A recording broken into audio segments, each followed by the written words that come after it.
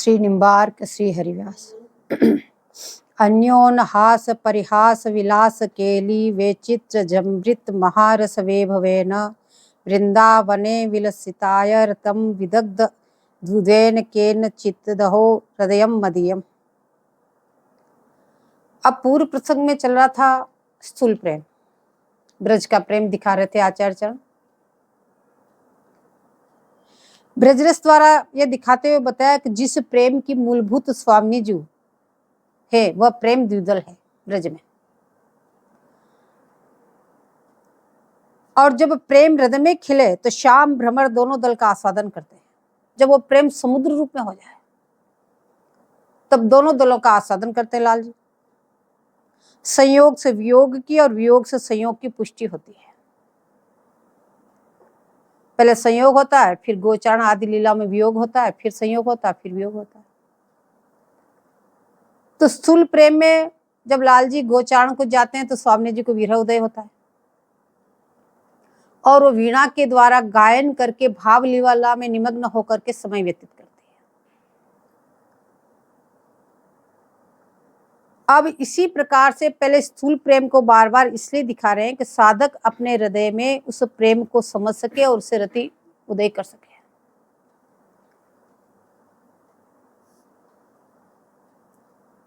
श्रद्धा से चलकर जब साधक जो जो मार्ग पे आगे चलेगा तो पहले वो रतिवान होगा, उसके हृदय में प्रेम के प्रति एक रति उदय होगी, युगल किशोर जी के प्रति एक रति उदय होगी। इसलिए स्थूल प्रेम को इतना दिखाया, विरह को दिखाया, स्थूल प्रेम को दिखाया, कैसे संयोग कैसे वियोग। और जब अंत में चलते चलते जब ये महाभाव में पहुंचता है तो उसको महाभाव प्राप्त होता है। बोले सब भगवत स्वरूप पूर्ण है, कोई न्यूनाधिक नहीं है। चाहे वो स्थूल प्रेम हो, चाहे सूक्ष्म प्रेम हो, चाहे दास भाव हो, वात्सल्य भाव, बोले सभी पूर्णतम है। अन्य स्वरूपों में परिकर भेद का प्रागट्य पूर्ण नहीं है। बोले अन्य भगवत स्वरूपों में परिकर का प्राकट्य पूर्ण नहीं होने से वो पूर्ण नहीं हो पाए, लेकिन यहाँ भगवान श्री कृष्ण में परिकर का पूर्ण होने से ये भी पूर्ण हो गए। अब पूर्व में बार बार इस बात को समझे आए कि ये जो भगवान श्री कृष्ण की लीलाएं तीन प्रकार से है, द्वारिका, मथुरा और ब्रज। अब सभी परिकर अपने अपने मनोभाव से दर्पण को देखते हैं, जिसके हृदय में जो भाव उसी भाव से बोले युगल किशोर जी को देखते हैं। अब वास्तव में भाव जो उज्जवल दर्पण है वो उज्जवल दर्पण तो केवल ब्रज में ही है। इसलिए ब्रज में श्याम सुंदर के पूर्ण रूप और गुणों का विकास हो गया। अब कांच के रंग भेद से दीपक का प्रकाश अलग अलग रंग का दिखाई देता है। बोले ठीक इसी प्रकार से साधक के हृदय के भाव से सभी भगवत स्वरूप अलग अलग रूप से दिखाई दे रहे हैं। बोले वैसे ही परिकर हृदय भेद से भगवत रस भी भिन्न भिन्न प्रकार से प्रकट दिखाई पड़ते हैं और इसी कारण इस प्रकार की विवेचना हो, कोई सख्य, कोई दास्य, कोई वात्सल्य, कोई गोपी है। बोले ये सब परिकर भेद से हो गया। वस्तुगत पदार्थ में कोई अंतर नहीं, तत्वगत रूप से जो लाल वहां है सख्य भाव में जो और वात्सल्य भाव में, बोले वही लाल ये है, क्यों ये ही निकुंज बिहारी ब्रज में आके प्रकट हुए। तो तत्वगत भेद से कोई अंतर नहीं है, वस्तु वो एक ही है, लेकिन परिकरगत भेद से भेद हो गए। तो भेद है भी और भेद नहीं भी, दोनों चीज हो गई। अब ये उज्जवल दर्पण भी जो ब्रज में आके विकास हुआ तो ये भी चार भागों में बट गया, दास्य, सख्य, वात्सल्य और श्रृंगार। अब दास भाव वाले किस दर्पण से देखते हैं? बोले पहले बहुत इसकी विवेचना करिए, पुनः स्मरण दिलाने के लिए कहने दास भाव वाले देखते हैं कि ये हमारे नंद बाबा का लाडला है, यानी राजकुमार है, हमारे राजा का राजकुमार है।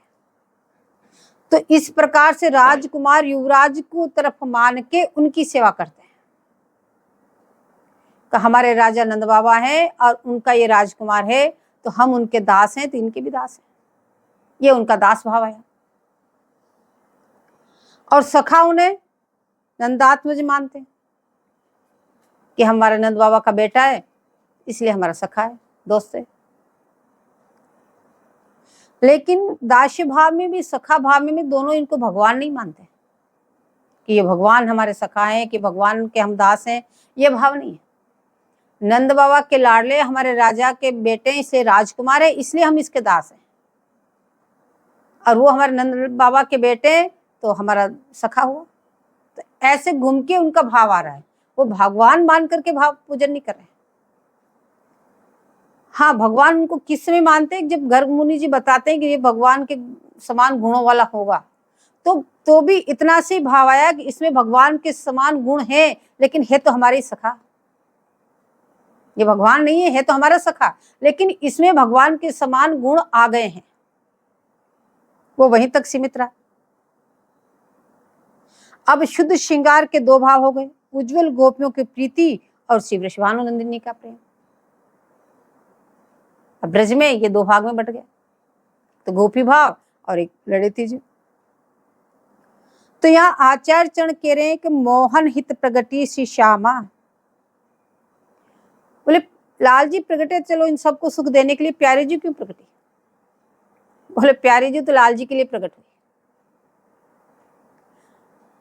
बोले यदि प्यारे जी नहीं प्रकट होती तो ये रहस्य रास वगैरह सब कहां से होते? तो लाल को सुख देने के लिए प्रकटी। तो लाल के हित के लिए प्रकटने से यहाँ पे वो ठकुरानी नहीं हुई ब्रज में। और वो ब्रज बालाओं में पूर्ण रूप से मिल गई, गोपियों के साथ मिलकर रह रही ब्रज लीलाओं में। वो अपना ठकुरानी पना नहीं रहा उसमें, और उन ब्रजबालाओं में मिल करके सम्यक प्रकार से सभी रसों का आस्वादन किया। अब वही वात्सल्य भाव वाले हमारी बहू है, नंद बाबा का बेटा है तो हमारा बेटा है, तो वात्सल्य भाव वाले, ऐसे दास भाव वाले, ऐसे सखा भाव वाले, इस तरह से घूम के उनको माना, ठकुरानी पन्ने से नहीं। अब आचार्य चरणों का मन कहाँ टिका हुआ है? बोलो सब जगह सब रस का आस्वादन कर रहे हैं और करा रहे हैं और बता रहे हैं, लेकिन उनका अंतरंग मन कहाँ टिका हुआ है? अन्योन हास परिहास विलास के लिए। तो अब वृषभानुनंदिनी और नंदनंदन के विषय में आश्रय कौन है? तो इस बात का निर्धारण कौन करेगा, कौन विषय है, कौन आश्रय है?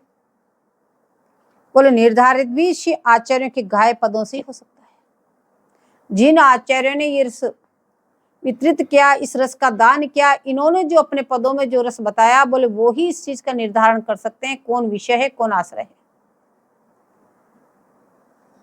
और शास्त्र ग्रंथों से हो सकता है।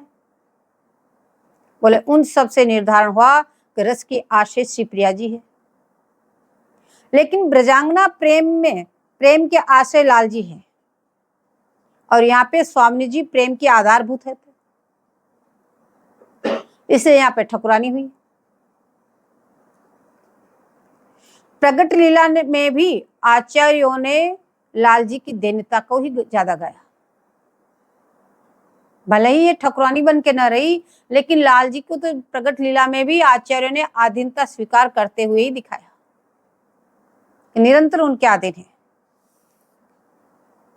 कि स्वाधीन भर्तिका के देश में आधीनता के प्रति है, इसलिए निकुंज में शुद्ध प्रेम की एकमात्र आश्रय श्री लड़ेती जी है। अगर निकुंज की बात करते हैं तो कह रहे निकुंज में एकमात्र आश्रय लड़ेती जी है, क्यों? निकुंज में आप ठकुरानी हैं, और निरंतर ललन आपके आधीन है। निकुंज में आप ललन पे आज्ञा चलाने वाली है निकुंज में। अब ब्रज में श्री सुखदेव जी महाराज ने स्वामी जी को ढांप कर प्रकट किया, इतनी ब्रज लीला गाई श्री सुखदेव जी महाराज ने भागवत जी में, लेकिन स्वामी जी को ढक करके उस रस को प्रकट किया, उनका संकेत मात्र कर दिया, उनका नाम नहीं लिया। तो यहाँ कहने इसलिए इनके विषय में स्वक्या परक्या भावों की सृष्टि होती गई। जिसके जो जो भाव उदय, किसने स्वक्या कर दिया, किसने परक्या कर दिया, किसने क्या कर दिया। पर निकुंज में तो प्रिया प्रकट है, निरंतर प्रकट है निकुंज में। बोले ऐसे ही अन्योन्य हास में एक रस के एक स्थान में दोनों को बैठाया और दोनों रस के बराबर आश्रय विषय है। आचार्य चरणों का जो मन जहां अटका हुआ है, जिस रस में अटका हुआ है, उसको बार बार गाया। तो कह रहे अन्योन्य हास परिहास विलास के लिए यहां उनका मन अटका हुआ है, इसलिए उसको गाया। अब अनुराग में जितनी बाधाएं आएगी उतने मिलने की तीक्ष्णता बढ़ेगी। आपके अनुराग में जितनी बाधाएं आ रही, जितनी बाधा आ रही, उतनी और तीव्र उत्कंठा होगी, कब मिले कब मिले कब मिले। तो इसलिए ब्रजलीला में वीणा करेम इस श्लोक को कहा। बोले वहां अनेक अनेक प्रकार का विरह गाया ब्रज प्रकट लीला में, जैसे गोचारण लीला का बताया। बोले ऐसे ही लाड़ सागर में बोले प्रियालाल का ब्याह हुआ, और ब्याह होने के 1 साल बाद गोना हुआ। और तो 1 साल प्रिया जी बरसाने में रही और लाल जी नंदगांव में रहे। तो उस 1 वर्ष बाद गोना हुआ, तो 1 वर्ष के अंदर 24 छद्म बनाकर बोले लाल जी वहां पहुंचे, यानी हर 15 दिन में एक छद्म बना के पहुंचे। ये जो छद्म लीला है, कभी बोले छद्म बना के लीला करके क्यों पहुंचे? बोले गुरुजनों की बाधा से, महलों में पुरुष का प्रवेश नहीं, तो कभी मालिन बन के, कभी चूड़ी बेचने वाली बन के, कभी क्या बन के लाल जी इस प्रकार से महलों में पहुंचे। ऐसे 24 प्रकार की उन्होंने लीलाएं की। और गोना हो गया तो उसके पास में, उसके बाद में नंदगांव में दोनों स्वतंत्र रूप से मिलते रहे। लेकिन यहां पर विच्छेद इस गोचारण ने करा दिया, दिन भर का विच्छेद रहता।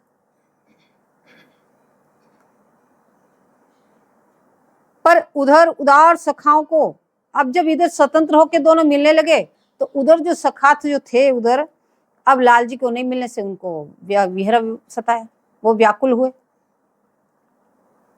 तो उनको लाल ललन के बिना उनको सुख नहीं, तो उन सखाओं को सुख देने के लिए आप गोचारण लीला में पहुंचे। तो स्वामी जी को इतना वियोग हो गया। तो वीणा करेम इस श्लोक को कहा। मधुमती नाम की वीणा को लेकर के उसमें ललन के गुणानुवाद कर रही है, या भाव लीला में निमग्न होकर के उन भावन लीलाओं का उसमें गायन कर रही है, या अपने कंठ से श्याम श्याम उसे वीणा से गायन कर रही है। तो वीणा नाद में जो श्रीअंग से सौंदर्य प्रकट हुआ वह अद्भुत था। ये ब्रज की लीला होगी। अब निकुंज में, बोले निकुंज में तो वीणा वादन स्वयं श्री लाल जी को सिखाया। स्वामी जी ने लाल जी को वीणा वादन स्वयं सिखाया। प्यारी पियहि सिखावत बीना, तान बंधान कल्याण मनोहर, इत उत मन देहु प्रवीणा, लेत समारी समारी सुगरवर, नागरी कहत फवीना, श्री विठल विपुल विनोद बिहारी, को जानत भेद कवीना।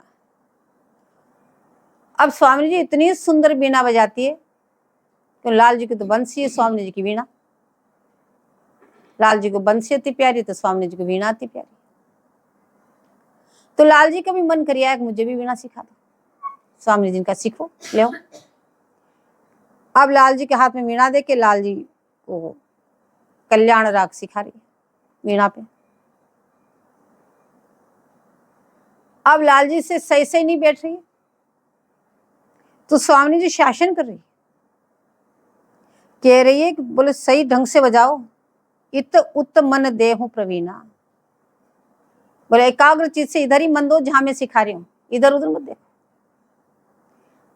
अब लाल जी पुनः ले तो समारी समारी सुगरवर, बड़े सावधान होकर संभाल संभाल के उन वीणा के झनकार करते हैं। इधर स्वामी जी कहती नागरी कहत फवीना, बोले अभी ठीक से नहीं, अभी ठीक से नहीं, अभी ठीक से नहीं, ठीक से बजाओ, ठीक से संभालो इसको। फिर पुनः हाथ में लेके सिखाती, ऐसे नहीं ऐसे, फिर लाल जी को देती, बोले अब ठीक से सीखो। तो बोले क्या है? तो कह रहे श्री विठल विपुल विनोद विहारी को जानत भेद कवीना, बोले इन दोनों को जो ये भेद है, बोले कोई भी इस बात को जान नहीं सकता, इनका भेद, इनके क्या चल रहा है बीच में, क्यों नहीं लाल जी सीख पा रहे हैं, क्यों नहीं वो कर पा रहे हैं। बोले ये इनका विनोद है। इस वीणा सिखाने में श्री स्वामी जी और ललन जी का विनोद का आस्वादन है, और इन दोनों में मधुर मधुर इनकी बतियां हैं। मुखार इनसे भी बात करते जा रहे हैं, कभी ठीक से फवीना ढंग से बजाओ ऐसे, और वीणा में जो झनकार कर रहे हैं उससे अपने हृदय की बात एक दूसरे को समझाते जा रहे हैं। बोले इतने चतुर शिरोमणि, बोले इस वीणा से किशोरी जी को अत्यंत प्रेम है। वीणा से को स्वामी जी बहुत प्यार करती है, और वीणा बंसी से कम नहीं है। जितनी प्रिय बंसी लाल जी को है, बोले उतनी प्रिय वीणा स्वामी जी को प्रिय है। बोले वीणा जब बजती है उस समय तो बंसी भी चुप हो जाती है, तो बंसी से तो कहीं अधिकतर ये वीणा है स्वामी जी की। और यह निकुंज में भावलीला का अर्थ, ब्रज में जो भावन लीला गा रही थी, अब निकुंज में भी भावलीला।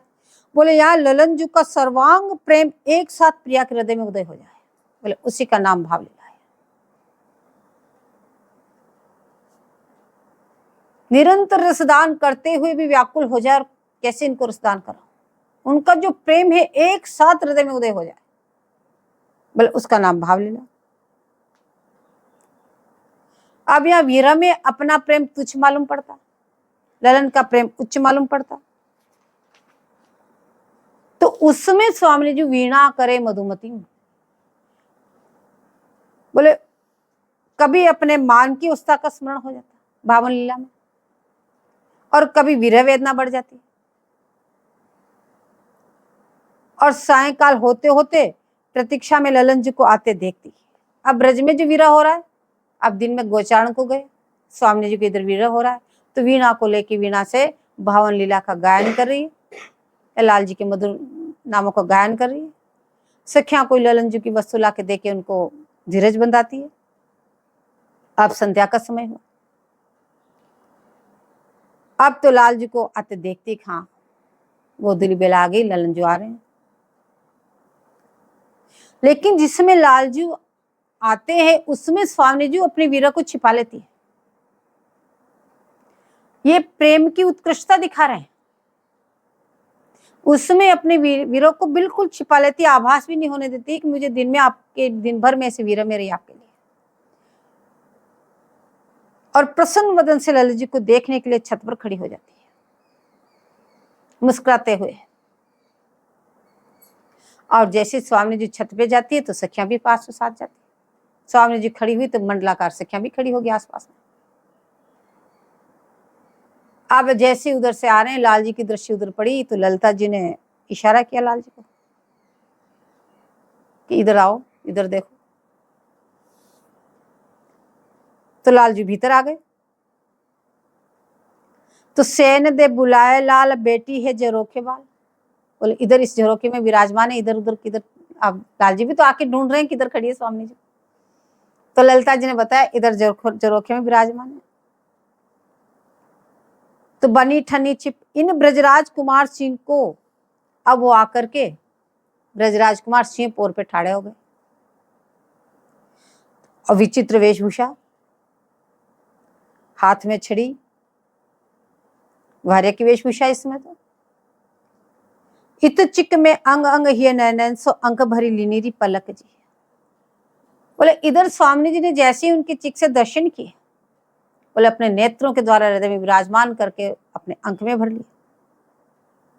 तो दोहु दिशी रस के जकोरन में नंददास चित्त के चितेरे ने लिखी को कठिने लिए।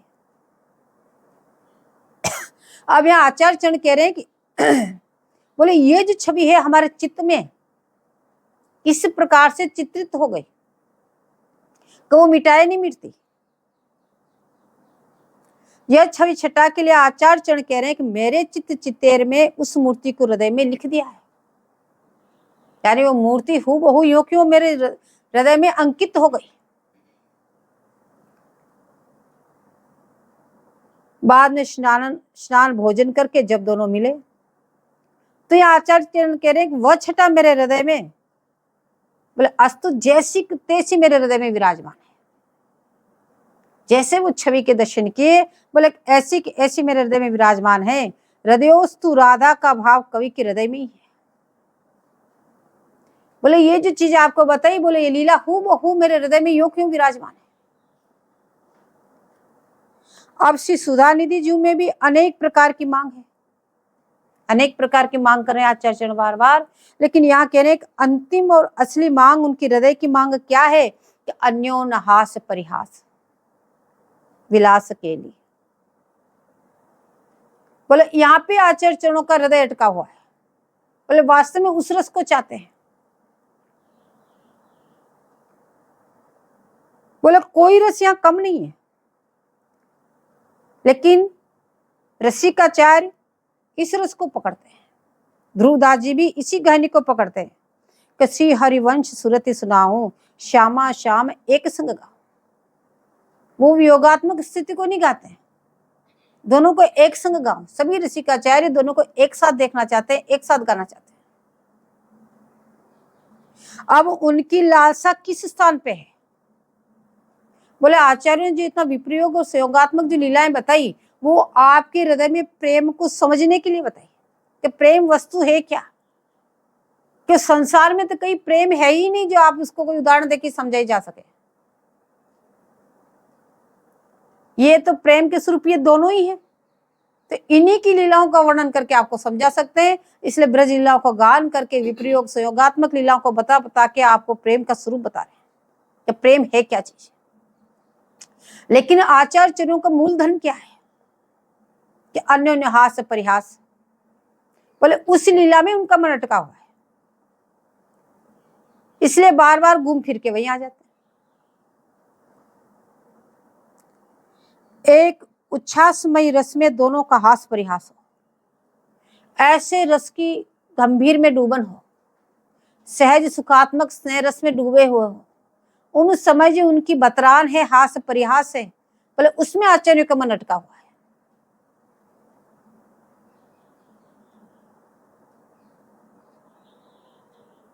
या आभूषणों की श्रेष्ठता के लिए प्रिय कलह हास परिवास बोले जानकर होता है, लेकिन अनजाने में जो होता है वो उसका नाम मान हो जाता है। जो जानबूझ के हास परिवास कर रहे हैं वो तो हास परिहास हो गया, और अनजाने में हो गया तो बोले वो तो मान ही हो गया। अब चौकी के लिए श्री युगल जी परस्पर कला हास परिहास का वर्णन करते हैं। बोले श्री स्वामी जी की दी हुई चौकी श्री ललन जी ने धारण की। चौकी चौसर गले का श्रृंगार लाल जी के, तो चौकी को लाल जी ने धारण किया, जो नगिनों से निर्मित मणियों से निर्मित, बोले उसको लाल जी ने गले में धारण कर लिया। अब लाल जी सखी के साथ फूल तोड़ के आए विराजे, तो प्रिया जी की अंग कांति उस चौकी पे पड़ी। अंग कांति से उनका रंग भेद हो गया, बदल गया रंग, मणियों का रंग बदल गया प्रिया जी की अंग कांति पड़ने से। तो उसमें अब दोनों का हास परिहास होने लगा। तो स्वामी जी पूछने लगे कि चौकी कहाँ बदल परी हो प्यारे हरि। बोले अभी भी मैंने आपको चौकी जो दी वो आपने धारण की, कहाँ गए, किसके पास गए, किसने आपकी बदल दी, क्या बात हुई बताओ तो सही। बोले लाल पाट की हुती जंगाली ल्याए भरी। बोले मैंने तो लाल पाट के रंग की जो चौकी आपको दी, अब ये दूसरे रंग की कहां से उठा लाए। वह तो हुती हिरन खचित पे यह दुरंग पन्ना लाल मिली ले डोलरी। अब स्वामी जी जानती है, क्योंकि इस रस में एतत जाति का रस का प्रवेश ही नहीं है, कोई दूसरा रस इसमें प्रवेश ही नहीं कर सकता। और स्वामिनी जी जानती है ये केवल जो कथन है हास्य परिहास विनोद के लिए किया जा रहा है, ये वास्तविक नहीं कहा जा रहा है, क्योंकि सभी जानते हैं और स्वामी जी भी जानती है कि अंत में स्वामी जी भी कहते हैं कि श्याम भ्रमर श्री प्रिया कमल को छोड़कर दूसरा फूल ही नहीं जानता और दूसरे कोई फूल भी है। प्रिया रूपी कमल को छोड़ के दूसरे फूल को भी नहीं जानता तो जाना तो बहुत दूर की बात है। तो ये आप क्या कर रहे हैं? दोनों बोले विनोद कर रहे हैं। तो ललन जी कहते हैं ये तो वही चौकी कहीं नहीं बदली। तो स्वामी जी कह रही वो तो लाल पाट रंग की थी, हीरों की थी, ये दो रंग की कहां से आ गई? इसमें तो पन्ना भी लगे हुए हैं, दो रंग कैसे हो गए? तो लल्लन जी ने कितनी चतुराई भरी वार्ता स्वामी जी से की। बोले ये जो चतुराई भरी वार्ता की इसी का नाम हास्य परिहास है। क्या कहने ललन कि राधा रसिक कुंज बिहारी कहत हूँ जो कहूँ न गयो सुनी सुनी री राधी तेरे सो। बोले ऐसे बात कर रहे हैं आचार्य चरण बता रहे हैं। बोले स्वामी जी और रसिक सी कुंज बिहारी लाल जी स्वामी जी से कह रहे हैं, क्या कह रहे हैं? तो हो कहूँ न गयो, मैं तो कहीं नहीं गया। आप मेरे से पूछ रही हो लेकिन स्वामी जी मैं तो कहीं नहीं गया, आपके ही पास में था। और सुनी सुनी बार बार कहने सुनो सुनो मेरी बात सुनो, आप ये जो पूछ रहे हो ना कहाँ गए? बोले मैं सच्ची सच्ची बता रहा हूं मैं तो कहीं नहीं गया। बोले राधे तेरी सो, आपकी सौगंध खा के कहता हूं मैं तो कहीं नहीं गया। मोहिन पत्याऊं तो संग हरिदासी होती, यदि मेरी बात का विश्वास नहीं है तो साथ में ही हरिदासी जी थी। बोले पूछ देखो बटू, इससे पूछ लो अपनी सखी से, कहीं तो कहा भयोरी मेरी सो, कैसे क्या हुआ आप पूछ लो, अपने सौगंध दिला के उससे पूछ लो, वो आपको सही सही बता देगी। फिर लाल जी क्या चतुरी भरी बात कहने, बोले प्यारी तो ही गड़ोधन प्रतीति छाड़ी छिया जाने दे इतनी वरारी सो, गही लपटाए रहे दो छेल छाती सो, छाती लगाए फेरा फेरी सो। लाल जी कहने हे स्वामी जी हम तो आपके घड़े धन के समान है। इसी धन को जमीन में गाड़ दो तो जिसने गाड़ा है उसके अलावा उसको दूसरा कोई जा नहीं सकता, वो ही उसको निकाल सकता है, और घड़ा धन अपने आप कहीं जा भी नहीं सकता है। तो लाल जी कह रहे हम तो आपके घड़े धन के समान है, जिससे आपके सिवा और कोई ले ही नहीं सकता। आपके सिवा कोई जानते ही नहीं कि धन कहाँ है, कैसा है, कहाँ पे है, और वो घड़ा धन अपने आप कहीं जा भी नहीं सकता है। तो ये है इन दोनों की अन्योन हास्य परिहास, ऐसे दोनों हास्य परिहास कर रहे हैं। बोले आचार्यों का मन वहां टिका हुआ है, सब रस को दिखा के फिर कह रहे मेरा मन वहां अटका हुआ है।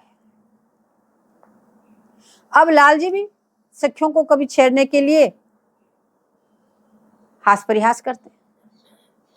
तो सखी से लाल जी बोले मेरे समान नाचना गावना तुम में किसी पे नहीं आता है।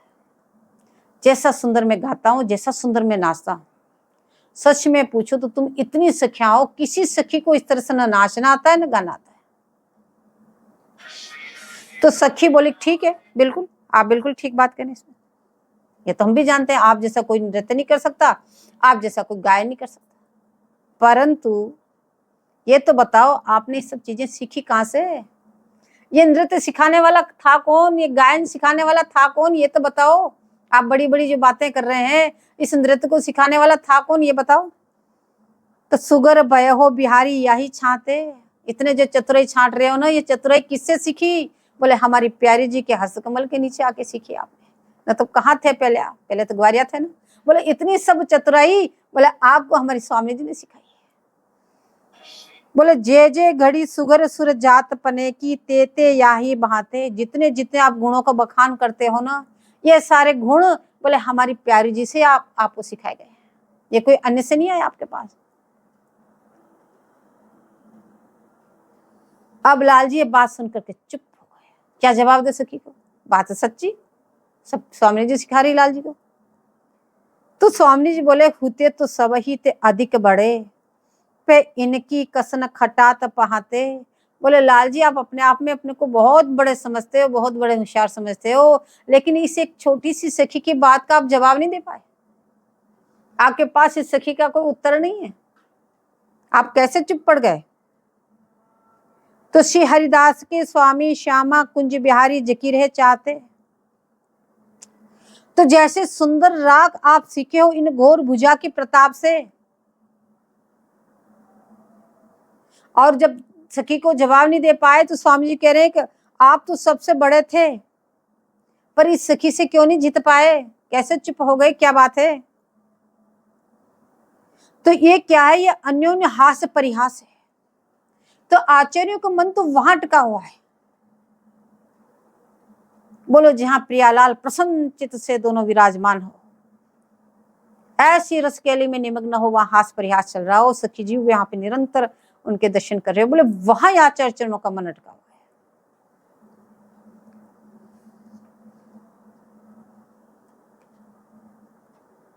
है। इस हास का विलास, अनिर्वचनीयता, क्रीड़ा का विकास, उसमें भी विचित्रता। बोले ये जो हास विलास जो है, बोले इसमें अति अद्भुत अनिर्वचनीयता है। ये जो क्रीड़ा है इसकी, बोलन देखो सहज सुख में, तो इसमें जो सहज सुखात्मक स्नेह से उमड़ रहा है, वो बोलन तो इतनी गंभीर है, इसलिए उसका वर्णन या नहीं कर सकते। और जो जो इसका विकास होता, जो जो इनका विकास होता है, त्यों त्यों इसमें विचित्रता बढ़ती ही जाती है।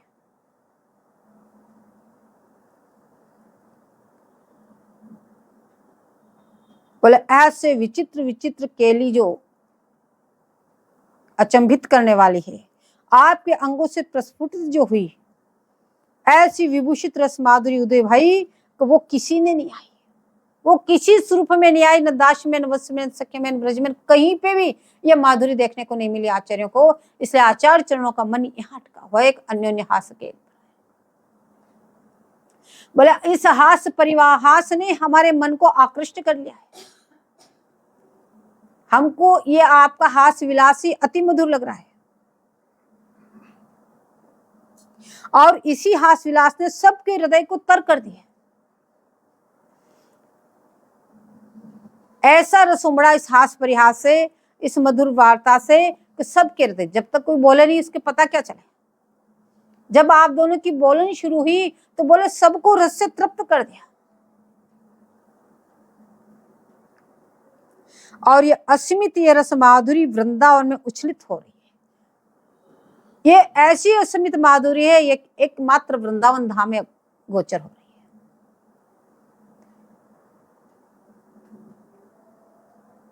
निकुंज के रस और रस की वैधकता अपनी सीमा पे पहुंचती है, और वहां पे जाके वो असीम हो जाती है कि इससे आगे अब कोई नहीं।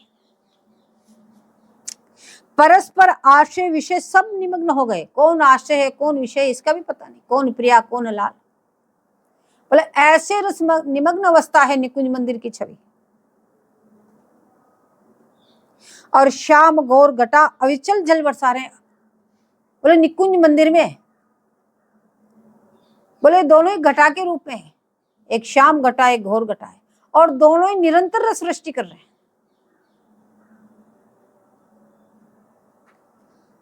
आचार्य चरण कह रहे हैं, हे मन तू उसमें चलकर क्यों नहीं शीतल होता, जहां पर ऐसा सुख का सृजन हो रहा है, हे मन तू वहां क्यों नहीं अटकता। आचार्य चरण कभी दूसरों को नहीं कहते, हर चीज अपने पे धर के कहते हैं कि हे मन तू भी वहां चल और जाके शीतल हो जाए। बोले मेरे हृदय को उस द्वंद्व छटा ने हरण कर लिया है, जो उन दोनों का हास परिहास है, उस छवि छटा ने मेरे मन को हरण कर लिया। कह नचित अनिवर्चनीय द्वंद है। बोले ऐसा द्वंद है जिसे कोई कह नहीं सकता, उसके लिए कोई वाणी नहीं।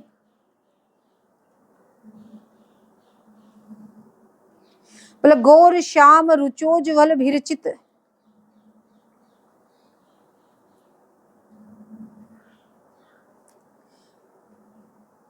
बोले जीव गोस्वामी जी कह रहे हैं कि दोनों नाच रहे हैं, दोनों नृत्य कर रहे हैं, और अशेष मादन कला वेदग्ध अवधि है। ऐसी सुंदर छवि छटा से युक्त होकर दोनों नृत्य कर रहे हैं, आपस में प्रेम का परिमल है और उससे दोनों ही मतवाले हो रहे हैं। बोले वहां रात्रि दिन यही खेल, कोई सीमाबद्ध तो है नहीं, जब देखो जब यही खेल, जब देखो जब यही खेल। तो वो जो राधा माधव माधुरी है, बोले वो माधुरी हमारे चित्त को आकर्षण करे। आचार्य चरण कह रहे हैं हमारा चित्त निरंतर वहां अटका रहे, हम वहां को उस रूप माधुरी को छोड़ के और किसी का चिंतन न करें, और किसी का मनन न करें, और किसी को देखे नहीं। श्री हित जी भी कहते हैं कि उन्होंने उस रूप छवि छटा ने मेरे मन को हरण कर लिया है।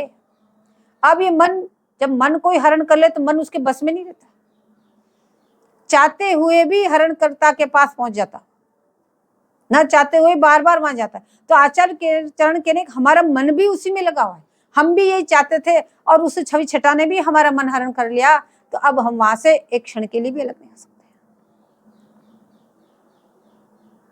बोले इन दोनों के अंतर पे ध्यान देना। उपयुक्त जो प्रेम बताया और अभी जो ये प्रेम बताया, बोले इन दोनों में क्या अंतर है, इसमें ध्यान दे के उपासना करना। भाव यह कि हित जी का हृदय अन्योन हास परिहास पे बिक गया। आज निकुंज मंजू में खेलत नवल किशोर नवीन किशोरी, अति अनुपम अनुराग परस्पर सुनि अभूत भूतल पर जोरी। विद्रुम फटिक विविध निर्मित धर नव कर्पूर परागन थोरी, कोमल किशलय शयन सुपेसल तापर श्याम निवेशित गोरी। मिथुन हास परिहास परायन पीक कपोल कमल पर जोरी, घोर श्याम भुज कलह मनोहर नीवी बंधन मोचत डोरी। हरिउर मुकुर विलोकी अपनपो विभ्रम विकल मानजुत भोरी, चिबुक सुचार प्रलोय प्रबोधित प्रिय प्रतिबिंब जनाय निहोरी। नेति नेति वचनामृत सुनि सुनि ललता दिक देखत दुरि चोरी, जय श्री हित हरिवंश करत वर धुनन प्रणय कोप मालावरी तोरी। बोले आज निकुंज मंदिर में दोनों खेल रहे हैं। क्या खेल रहे? बोले प्रियालाल जी तो नित्य नए नए लीलाएं कर रहे हैं, तो आज एकदम नई लीला कर रहे हैं, तो खेल भी नवीन है, लीला भी नवीन है। अब युगलवर दोनों ही एक दूसरे के अनुराग रंग से रंजित हो रहे हैं। बोले इस छवि छटा को देख के आचार्य चरण कह रहे हैं कि ये जो छवि छटा खिली,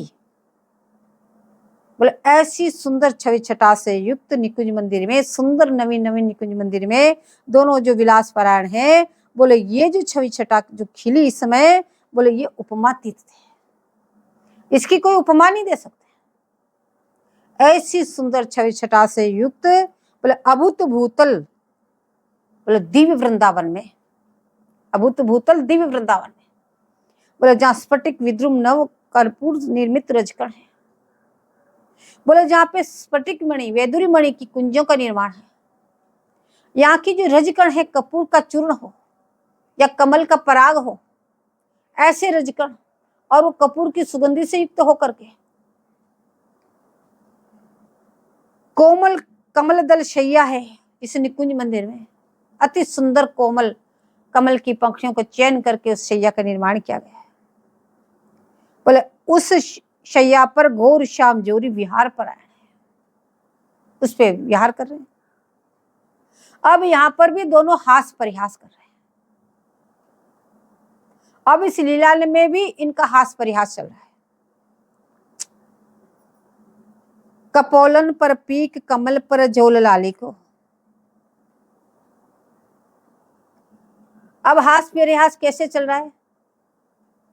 बोले कह रहे हैं कि आपके जो गोरे गोरे जो गोल कपोल है, इन पर ये पीक जो लीक जो है हुई है, वो ऐसी शोभा दे रही है मानो किसी ने श्वेत कमल पर लाल रंग का झोल चढ़ा दिया। यह हास परिहास निकुंज मंदिर में चल रहा है।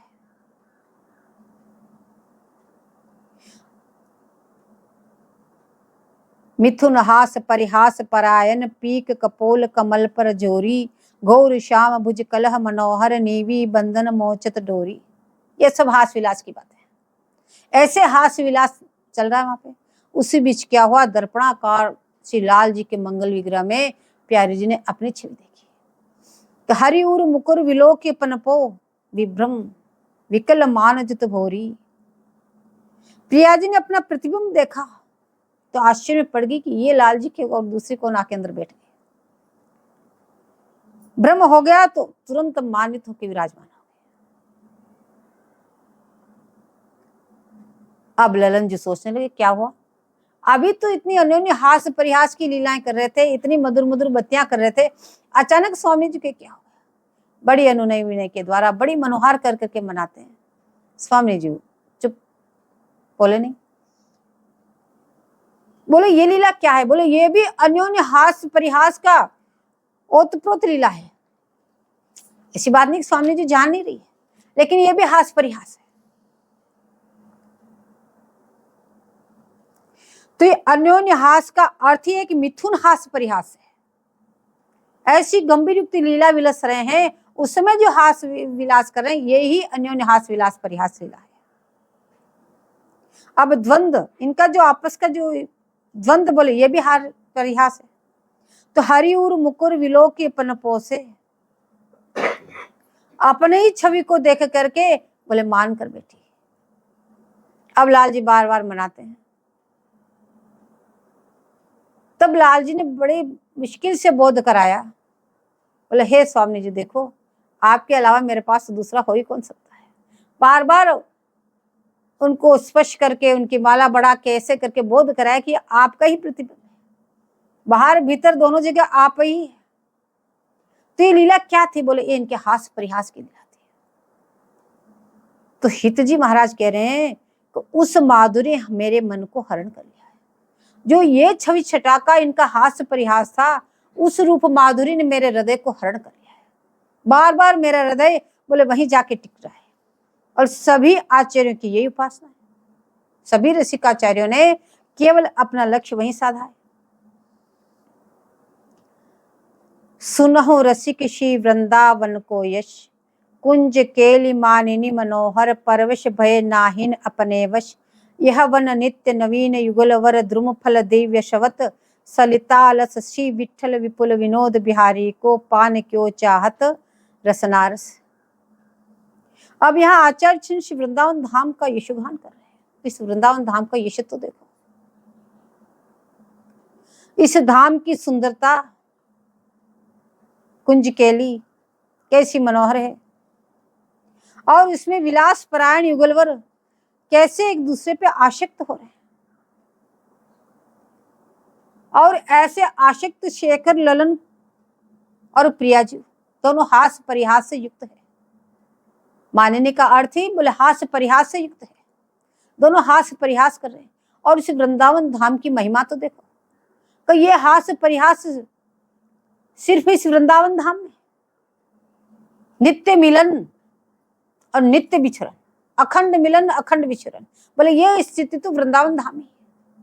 मिले रहत मनो कबहू मिले ना, ये स्थिति बनी हुई है। तो यह कह रहे कि वृंदावन जो है युगल किशोर जी की सेवा किस प्रकार से कर रही है, ये तो देखो। इस वृंदावन धाम का यश तो देखो कि ये वृंदावन नित्य नवीन नवीन द्रुमफल फूल इत्यादि युगलवर को समर्पित करते हैं। यहाँ दोनों ही भाव है, तनावनी सरता श्रृंगार, प्यारे जी का भी भाव। बोले इस प्रकार से बोले अन्योन्य हास्य परिहास है। बोले यहाँ पे आचार्य चरणों का मन अटका हुआ है। बोले इस चीज को इतना जोर दे के बार बार क्यों समझा रहे हैं कि पहले आपको प्रेम को समझाने के लिए ब्रजलीला का गायन किया और उनको बार बार बताया कि कैसे दोनों का प्रेम, प्रेम किसे कहते हैं, इस बात को समझाया। क्यों प्रेम की ध्वजा रूपणी गोपियां जो ब्रज में हुई, अब ये महामधुर रस की पुष्टि कर रहे हैं कि महामधुर रस क्या होता है। तो प्रेम को समझे बिना महामधुर रस की को आप समझ ही नहीं सकते, इसलिए पहले उस प्रेम को समझाया। और यहाँ पे इसका नाम महामधुर रस क्यों है, यहाँ पे एक ही दल है, द्विदल नहीं है। ब्रज में द्विदल है, इसलिए उसका नाम प्रेम दिया और यहाँ पे महामधुर रस नाम दिया। बोले श्री भरद्वाचार्य जी महाराज कहते हैं, श्रेयु श्री वृंदा विपिन विलास, जहाँ जुगल मिली मंगल मूर्ति करत निरंतर वास, प्रेम प्रवाह रसिक जन प्यारे कबहु न छाड़त पास, कहा कहो भाग की जय श्री भट्ट राधा कृष्ण रस चास। बोले ऐसे वृंदावन धाम की महिमा का बोले कहां तक वर्णन करो, जहां राज्योचित गौरव युक्त ऐसे वृंदावन धाम, और इस धाम में गौरव से युक्त बोले अशेष कल्याण गुणेक राशिम युगल वर, प्रगाढ़ आश्लेष युक्त होके सतत क्रीड़ा कर रहे हैं। बोले वृंदावन धाम की लीला का वर्णन कर रहे हैं कि इस वृंदावन धाम में युगल वर प्रगाढ़ आश्लेष युक्त, प्रगाढ़ आश्लेष किसे कहते हैं? एक ही तन मन एक ही सांचे ढरी सुडंग, जोरी अद्भुत दुहन की रंगी सहज सुख। ऐसे सांचे में ढली हुई जोरी है कि इनका एक ही तन एक ही मन, केवल रंग भेद से दो की प्रतीति हो रही है। जैसे नील पीत की रस्सी में दो बल बना के एक रस्सी बना ली जाए, बोले इस प्रकार से प्रगाढ़ आश्लेष युक्त ये जोरी है। ऐसे प्रगाढ़ आश्लेष युक्त होके सतत बोले इस वृंदावन धाम में बोले ये लीला नित्य सतत क्रीड़ा प्राणी युगल किशोर जी। बोले ऐसे वृंदावन धाम को, ऐसे सुख स्वरूप श्री वृंदावन धाम को, बोले उस रस प्रभा को जहां जुगल मिली मंगल मूर्ति करत निरंतर वास, निरंतर क्रीड़ा प्राण है जहाँ युगल किशोर जी। बोले प्रेम प्रवाह रसिक जन प्यारे कबहु न छाड़त पास। जो रसिक जन है, रसिक कौन? जो निरंतर इसी रस का पान करे।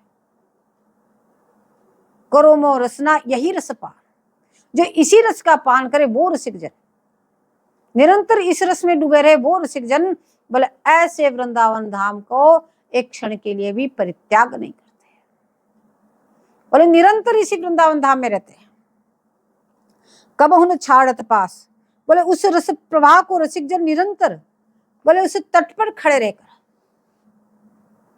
और निरंतर उसका रस का आस्वादन करते हैं।